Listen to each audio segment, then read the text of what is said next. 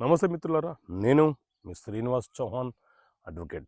మిత్రులారా, ఒక రాష్ట్రంలోని న్యాయస్థానం ఇచ్చినటువంటి తీర్పులను మరొక రాష్ట్రంలో అమలుపరచవచ్చా, అమలుపరచడానికి అవకాశం ఉంటుందా?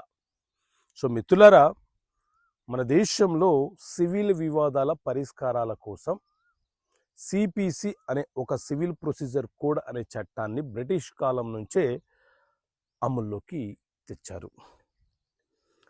ఇందులోని సెక్షన్ 40 ఏం చెప్తుంది అని అంటే, ఏదైనా ఒక రాష్ట్రంలోని న్యాయస్థానము ఏదైనా కేసుని విచారణ జరిపి తీర్పునిచ్చినప్పుడు ఆ తీర్పును మరొక రాష్ట్రంలో అమలుపరిచే సందర్భం వస్తే ఆ రాష్ట్రం యొక్క న్యాయస్థానానికి ఆ కేసును బదిలీ చేసి ఆ రాష్ట్రానికి సంబంధించి తీర్పులను ఎలా అమలుపరచాలో వాటికి సంబంధించిన నిబంధనలు ఏవేవైతే ఉన్నాయో ఆ నిబంధనల ప్రకారంగా ఈ తీర్పులను, అంటే ఈ రాష్ట్ర తీర్పులను ఆ రాష్ట్రంలో మరొక రాష్ట్రంలో అమలుపరచవచ్చని చెప్పి ఈ సెక్షన్ 40 చాలా స్పష్టంగా వివరణ ఇస్తుంది.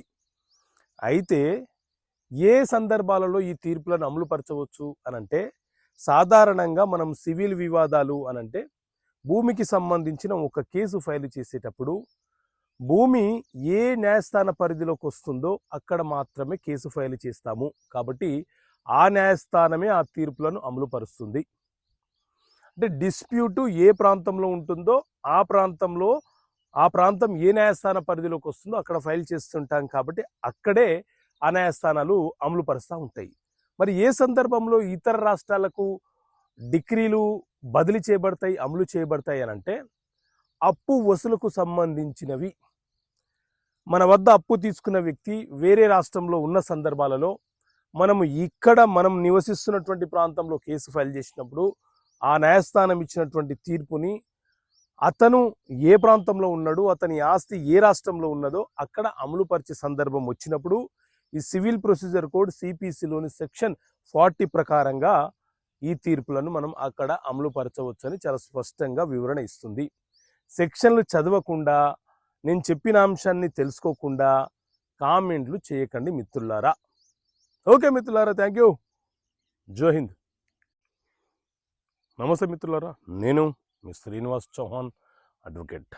మిత్రులారా, ఒక రాష్ట్రంలోని న్యాయస్థానం ఇచ్చినటువంటి తీర్పులను మరొక రాష్ట్రంలో అమలుపరచవచ్చా, అమలుపరచడానికి అవకాశం ఉంటుందా?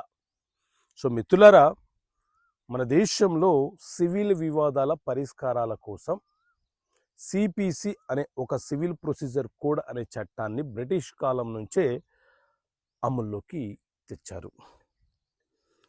ఇందులోని సెక్షన్ 40 ఏం చెప్తుంది అని అంటే, ఏదైనా ఒక రాష్ట్రంలోని న్యాయస్థానము ఏదైనా కేసుని విచారణ జరిపి తీర్పునిచ్చినప్పుడు ఆ తీర్పును మరొక రాష్ట్రంలో అమలుపరిచే సందర్భం వస్తే ఆ రాష్ట్రం యొక్క న్యాయస్థానానికి ఆ కేసును బదిలీ చేసి ఆ రాష్ట్రానికి సంబంధించి తీర్పులను ఎలా అమలుపరచాలో వాటికి సంబంధించిన నిబంధనలు ఏవేవైతే ఉన్నాయో ఆ నిబంధనల ప్రకారంగా ఈ తీర్పులను, అంటే ఈ రాష్ట్ర తీర్పులను ఆ రాష్ట్రంలో మరొక రాష్ట్రంలో అమలుపరచవచ్చని చెప్పి ఈ సెక్షన్ 40 చాలా స్పష్టంగా వివరణ ఇస్తుంది.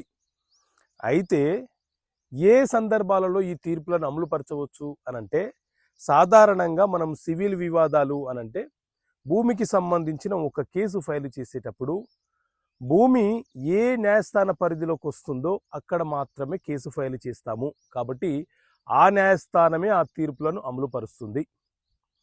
అంటే డిస్ప్యూటు ఏ ప్రాంతంలో ఉంటుందో ఆ ప్రాంతం ఏ న్యాయస్థాన పరిధిలోకి వస్తుందో అక్కడ ఫైల్ చేస్తుంటాం. కాబట్టి అక్కడే ఆ న్యాయస్థానాలు అమలుపరుస్తూ ఉంటాయి. మరి ఏ సందర్భంలో ఇతర రాష్ట్రాలకు డిక్రీలు బదిలీ చేయబడతాయి, అమలు చేయబడతాయి అని అంటే, అప్పు వసూలుకు సంబంధించినవి.